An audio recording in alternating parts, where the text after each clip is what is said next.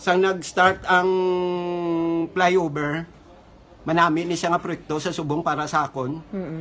Depressed gid ako nga nagapuli sa pabiya.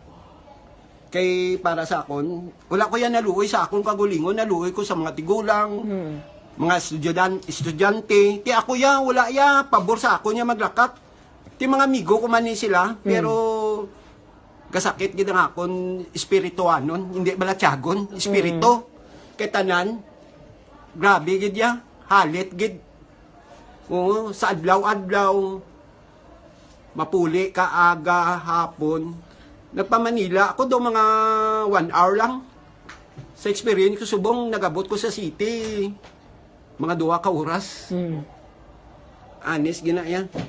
Ang iba nagpalanaog pa, dinakat kay tungod sobra ka traffic, gid. Ang pabiya. Pero na-appreciate ko man ang inisiling modernized city, pero grabe gid. Sa adlaw amo na lang na. Kung i-describe mo sa isa ka word o kung tinaga ang ungka flyover, ano ina kag nga?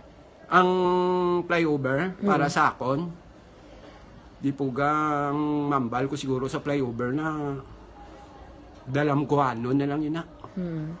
Oo nga kundira kagapuli sa pabiya, isipon mo nga adlaw-adlaw sang tanan, part na sang kabuhi mo ang traffic.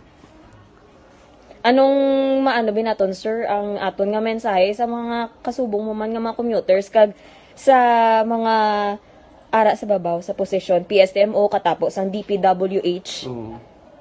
Ti sila ya may inner peace. Ang amo niya peace of mind lang. Mas dalo nila inner peace. Ayok may tsindihan na nila. Oo, inner peace. Sige sir. Sa nag-start ang flyover, manami ni siya nga proyekto sa subong para sa akon. Depressed gid ako nga nagapuli sa pabiya. Kay para sa akon, wala ko yan naluoy sa akon kagulingon, naluoy ko sa mga tigulang, mga estudyante. Ti ako ya, wala ya, pabor sa ako niya maglakat. Ti mga amigo ko man ni sila, pero kasakit gid ang akon espirituanon, hindi balatyagon, espiritu. Kay tanan, grabe gid ya, halit gid.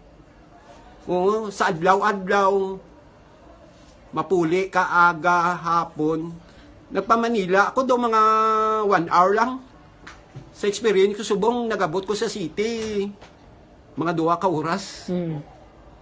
Anis, gina yan. Ang iba nagpalanaog pa, dinakat kay tungod sobra ka traffic, gid. Ang pabiya.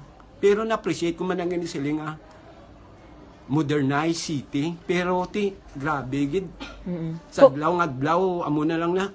Kung i-describe mo sa isa ka word o kung tinaga ang ungka flyover, ano ina kag nga?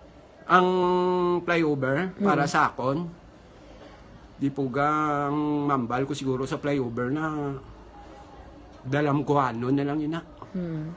Oo nga kundira kagapuli sa pabiya, isipon mo nga adlaw-adlaw sang tanan, part na sang kabuhi mo ang traffic. Anong maano binaton sir ang aton nga mensahe sa mga kasubong mo man nga mga commuters kag sa mga ara sa babaw sa posisyon PSTMO katapos ang DPWH? Oo. Ti sila ya may inner peace. Ang amo niya peace of mind lang. Mas dalo nila inner peace. Ayok may tsindihan na nila. Oo, inner peace. Sige sir.